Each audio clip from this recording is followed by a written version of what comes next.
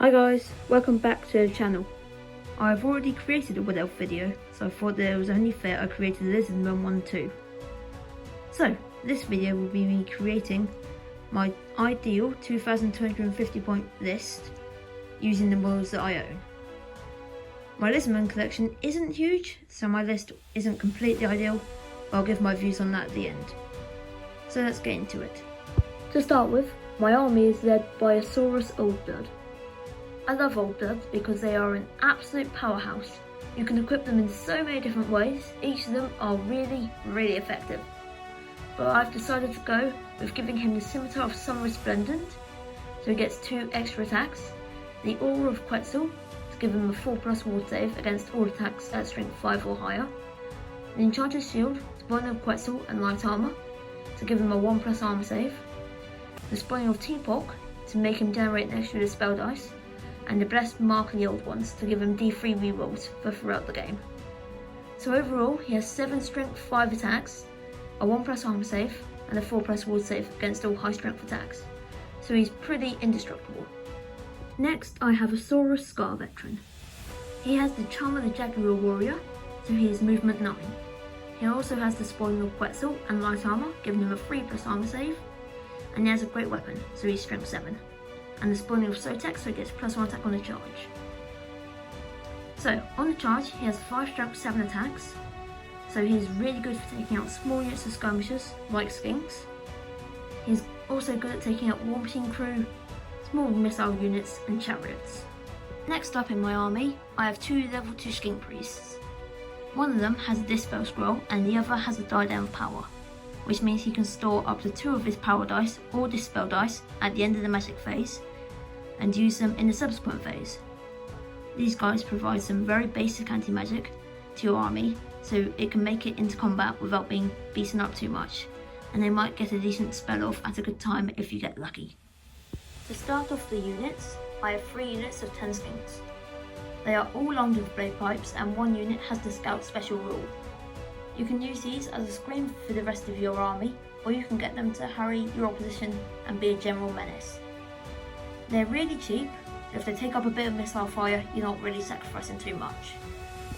Next up, I have 2 units of 20 Saurus Warriors. These are the only 2 units in the army with good static combat resolution, so be sure to not let them get shot up too much so you still get that rank bonus when you get into combat. Both of these units have full command, and 1 unit has the Spawning of Quetzal. This makes them a special unit and gives them +1 to their armor save. Because these are by far the least maneuverable units in your army, be sure to use the other units to stop them getting flank charged. I also have a unit of 3 Croxagors to provide some strength to the army. They are great at smashing apart units with good armor saves like heavy cavalry and dwarves. They can charge through skinks if you're able to get them into the right position, which can be really effective. However, they aren't the toughest monsters in the game, so try not to get charged. Additionally, if you are putting them behind the skinks, don't put them too close, just in case the skinks flee from a charge, which at Leadership 5 is really likely, and the charging unit is able to redirect into your Croxagors. To provide some speed to the army, I have chosen a unit of 5 Saurus Cavalry. These can provide a really powerful charge at a still strength 4 in subsequent rounds of combat. They have a charge range of 14, so are most likely to get the +1 strength from the charge, and their 2 attacks means that even a unit of 5 can still pack a mighty punch. Their only drawback is that they suffer from stupidity, so may have to move very slowly, but at Leadership 8 and Cold Blooded, this isn't likely to happen. If you have enjoyed the video so far, please like and subscribe to see my upcoming videos. My Tomb King's army is also up and running, so be sure to check out some of that. Now, back to the Lizardmen, and for one of my rare choices, I have chosen a Stegodon. He has a great terror bomb because he's quite fast so can get at your opponent very quickly. His impact hits means he can go into a unit and cause a lot of wounds, so he doesn't always lose combat, whereas against larger units of infantry, like Spearmen or Eternal Guard. Finally, I have a unit of 2 Salamander hunting packs. I would definitely go for more of these in an ideal list, but I don't have the models for that, so we're just stuck with 2. They cause fear and are pretty decent in combat, but the main reason I love them is because their spout flames shooting attack. You can get absolutely loads of hits off with this, and it's really good at taking out units of skirmishers and fast cavalry. So yeah, that is my ideal list.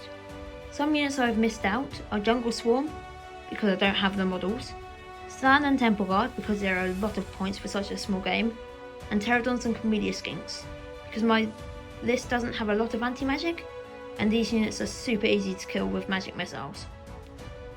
My list has a bit of everything in it, as far as Lizardmen go, so it works pretty well as an all-comers list, and can perform pretty well against any army. I hope you have enjoyed this video, and be sure to check out any more in the future. Bye!